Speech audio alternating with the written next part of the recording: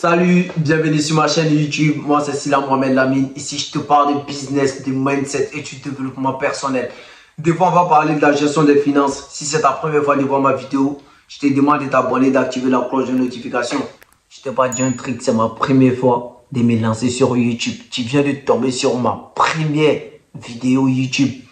Et sur ça, je te demande de me donner de la force.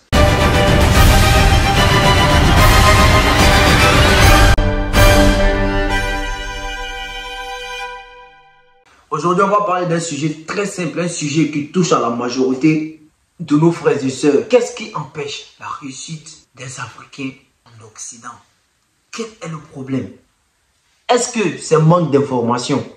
Est-ce que c'est manque d'intégration? La vraie question, elle vient. Est-ce que on prend un exemple sur les Européens, les Américains ou les Asiatiques.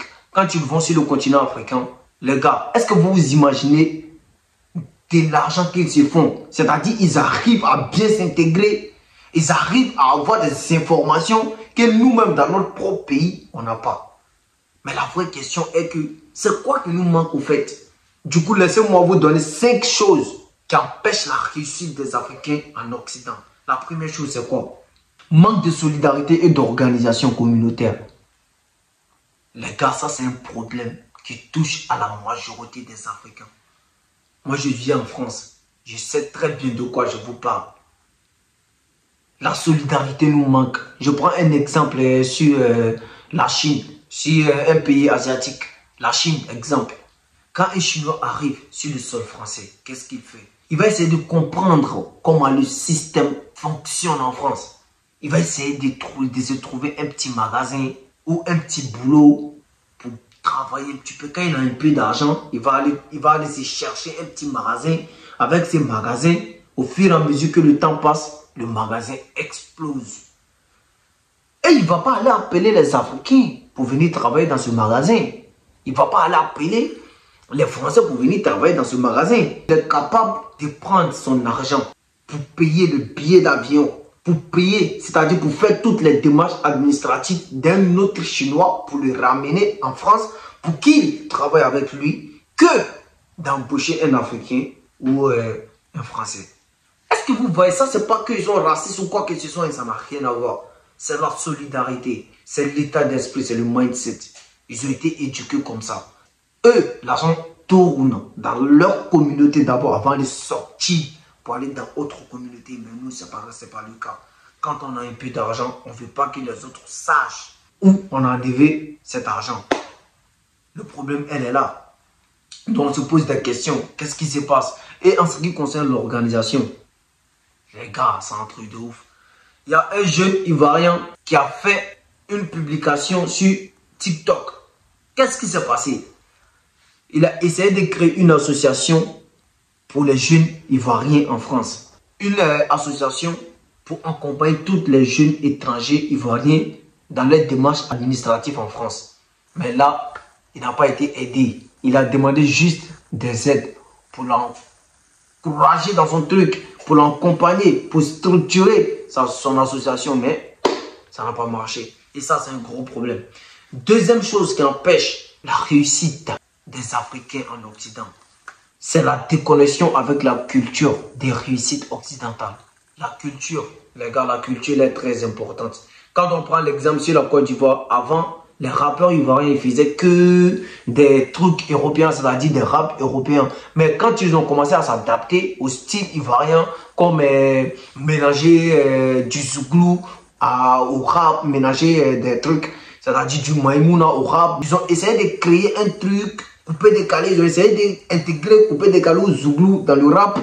C'est-à-dire qu'ils ont essayé d'intégrer leur culture dans la culture d'autrui, ce qui a fait l'explosion de leur marché. Donc c'est ça les gars.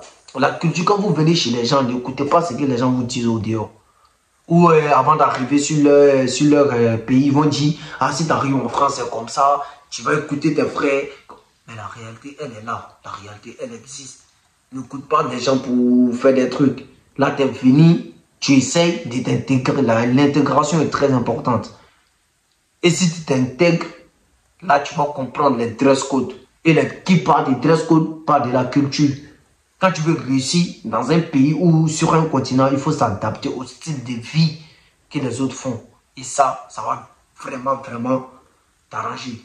Et troisième chose qui empêche la réussite des Africains sur le continent américain, asiatique ou européen, c'est le manque d'investissement dans l'éducation ou la formation. Quand on vient, on se jette dans les trucs. C'est-à-dire, moi, je suis venu à cause d'argent. Hein. Les Africains, ils sont comme ça. Quand ils viennent, moi, j'ai besoin d'argent. Je ne suis pas venu pour venir étudier ici. Si c'était pour étudier, j'allais rester en Afrique là-bas. Je suis pas. Et moi, ici, là, c'est pour chercher l'argent. Hein. Tout le monde sait que tu as fini chercher l'argent. Tout le monde sait. Mais ne te presse pas pour aller prendre des formations qui ne t'arrangent pas. Bon, ceux qui vivent en France, moi, je vis en France. Ceux qui vivent en France, ils savent. On a beaucoup d'avantages en ce qui concerne l'accompagnement scolaire. Là, si tu veux faire chaque formation, l'État t'aide à faire cette formation. Ça, c'est déjà bien. Que ça soit 1 année, 2 ans, parce qu'en fonction des années, ton truc monte, ton grade monte. Ça, c'est en France. Mais moi, je connais une tante, et je vais vous raconter une petite anecdote. Une tante qui vend à Tchéké ici. C'est-à-dire, elle vend à Tchéké. Mais c'est une tante, c'est une Ivoirienne. Puisqu'elle est âgée que moi, je l'appelle Tanti. Elle, c'est-à-dire, quand elle est arrivée en France, elle arrive à l'âge de 25 ans. Étant jeune, 25 ans, très jeune, elle arrive à l'âge de 25 ans. Et 25 ans, quand elle est arrivée en France, elle a pris une formation de 6 mois. Tu as toute l'avenir devant toi pour aller être une femme ménagère. Est-ce que vous voyez les gars, quand c'est comme ça, l'éducation, c'est très difficile. C'est très difficile. Voilà, quand on vient dans un couloir, ne te presse pas, ne te précipite pas pour rentrer dans les trucs. Tu prends une formation qui t'arrange. Tu essaies de voir loin. C'est pourquoi il y a un proverbe qui dit, quand tu vises la lune, si tu ne touches pas la lune, tu vas taper les étoiles. La quatrième chose qui empêche la réussite des Africains sur le continent européen, asiatique ou américain, c'est la pression sociale et familiale. Mais ça seulement c'est clair. Les parents, les gars, avec les parents, ça rigole pas. Les parents, ils jouent pas. L'argent. Pression aussi, on sait quand tu es en Europe, c'est pas facile. Hein. C'est pas certains pays en Europe. Quand tu sors, les gens te regardent comme ça, on dirait, c'est-à-dire. Et te regardent comme ça, on dirait, genre. En fait, comme on est obligé de s'adapter, ça fait partie de la vie. Et voilà. Cinquième chose qui empêche la réussite des Africains en Occident, c'est des mauvais amis. Moi, mes parents me disaient, Mohamed, il faut te promener avec les bonnes personnes. Parce que tu peux prendre tout d'un ami, sauf sa beauté. C'est ça, ma mère, elle me disait, Mohamed, promène-toi avec de bonnes personnes. Quand tu te promènes avec 3 millionnaires, 4 millionnaires, c'est toi. Quand tu te promènes avec 5 voleurs, 6e voleur, c'est toi. La vie, elle est faite ainsi. Et si c'est, je vous dis de prendre soin de vous et n'oubliez pas de vous abonner, d'activer la cloche de notification. Prenez soin de vous. Peace.